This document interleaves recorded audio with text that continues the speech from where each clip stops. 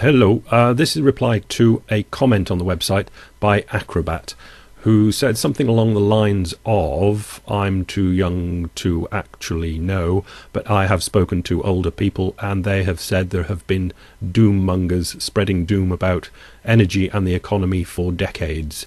Far as they're concerned, there's no real reason to start believing them now, or at least what is it? No need to look into what they're saying because they were wrong last time, or the generation of doomsayers before them that were wrong, and there could well be just a certain slice of a population which are always doom mongers that either just get a kick out of it or whatever. And there's some reason that there's always doom mongers hanging around, and they're generally always wrong. So I think that's a valid sort of thing to say. I really do think it's valid and deserves a response. Now, I'm doing this kind of straight off the top of my head, so it can't be a full response. Just about everything on the site is a response, but I think it does deserve a response more than just a few scribbles in the comment box.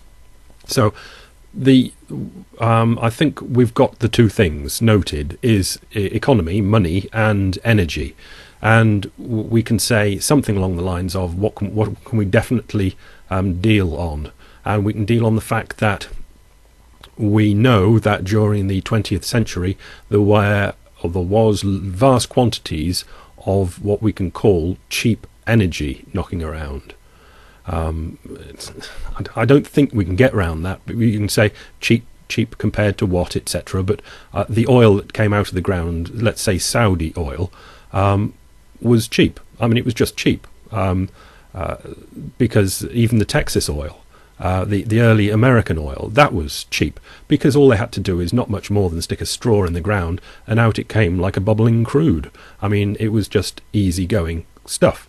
Okay, now we bump into, say, the 70s, and you get things like, it's valid to talk about Carter, who said that there were going to be energy shortages, etc., etc.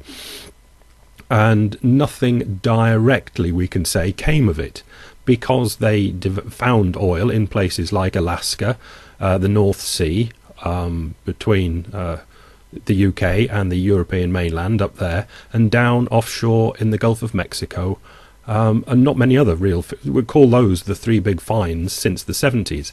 And they have filled a gap from the depletion of the old monstrous huge finds that were found in the 20s, 30s and 40s. Now, I think it's crucial to note that as a fact, that there aren't giant finds like Gawar in Saudi Arabia, and there haven't been since they were found, which was it even before this? No, but just after the Second World War, I think. And what they have found is Alaska, up in Alaska, not easy to get at, but not bad, North Slope, etc. North Sea, not easy, offshore drilling, and again offshore drilling and getting deeper offshore drilling in the Gulf of Mexico. So the finds that they are finding over the last 3 decades are in more inaccessible places, and this drives the price up because it costs more to get it from these inaccessible places. The world has not been finding the amount of oil that it's been using, replacement finds, since the 70s, I don't think. It could be 1980, but I think it's about 1975. Since then, we've been using more and more and more oil than we've been finding replacements for, and that's just running downhill and re-establishing that the finds that we do make are in inaccessible places, like the ones that they're going on about now. Just think, what are the ones that they go on about now? Brazil, which they don't even know how to get it out. They can drill, it's 2 miles down. I mean, they can drill it and find it's there, but they don't know how to get it out. So that's going to cost, an awful lot to get it out of there. Canadian tar sands and things like that they go on about, which is the same as the shale. It's the same sort of idea as the shale in the United States. It's just horrendously difficult to get at. It's more a mining process than a drilling process. It's just very, very difficult. Okay, so we've got, hopefully from that, established that there is, to say the least, an awful lot of trouble brewing on the energy front. Can we go that far? Let's go to money. Since the 70s, well, up till the 70s, let's say, during the go-go 50s and 60s, people used to earn a reasonable amount of money, buy their ridiculously big cars, have their houses, have the wife and children at home, and everything was picket fence lovely. That's obviously a cartoon version of what happened, but that's roughly what happened. But since the 70s and up to the 80s, people have had to send the wife out to work, I can't say that. That is what happened anyway. And since, let's say, getting on 80s and 90s, then take on more and more debt. More and more debt has been ladled onto the households. Now, we ask ourselves why. And all we can say for the moment here, because it's only a short video, is because something is going terribly wrong. The economy of the Western world, the economies of the Western world just aren't firing right. There is something wrong. Something absolutely wrong. You have the two earners, at least, sometimes 3 or 4 children still staying at home, and they're all ladled up with debt.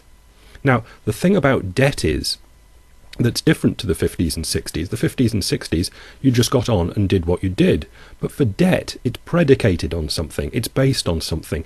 It's based on the idea that going forward into the future, you will be able to pay that debt back. And that is absolutely and crucially important to this argument.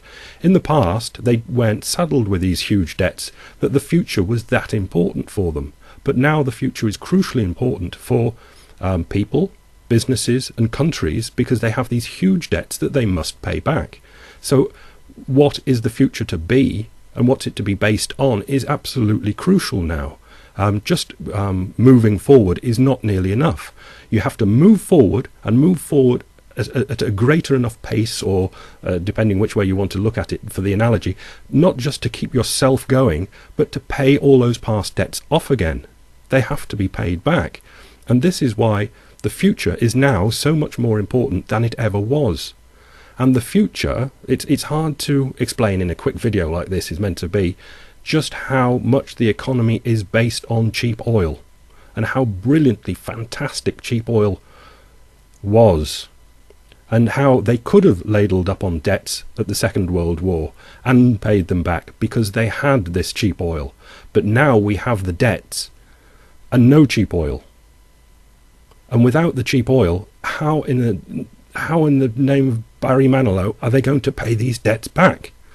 And that is why the economy is, that's where the money economy part comes into doubt, and why the doomsayers like me are pointing at it and saying, what are we going to do about this? Where is all this economic growth going to come from, so everybody gets rich enough in order to pay all these debts back? And that's where the energy kicks in to say, don't look at me.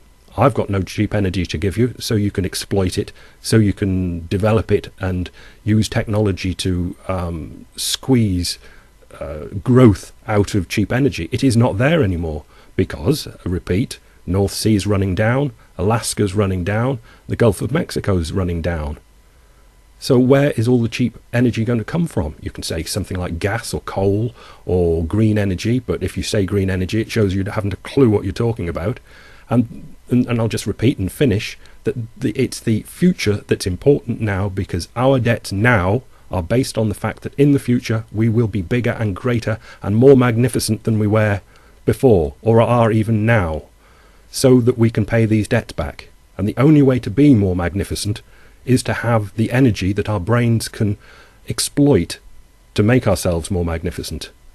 Without the base energy there to exploit, our magnificent brains are next to useless. That is why energy is so important. And if you can go out and find some nice cheap oil, you will be doing what the geologists for the last 3 decades have not been able to do. And there's an awful lot of money in finding oil, and they've thrown an awful lot of money at trying to find these new fields to replace the old ones, and they have not managed to do it. It's just a plain fact. So where is the magnificence going to come from? That's what's in doubt now. Looking back at what happened in the past isn't really the best way of working out what is going to happen in the future. We have to look at what we've actually got, what cards that we've got now, and they just do not add up at all. Anyway, that is the best I can do in the quick video as a response to the worthy question of Acrobat. And hope it worked a bit anyway. Thanks. Bye.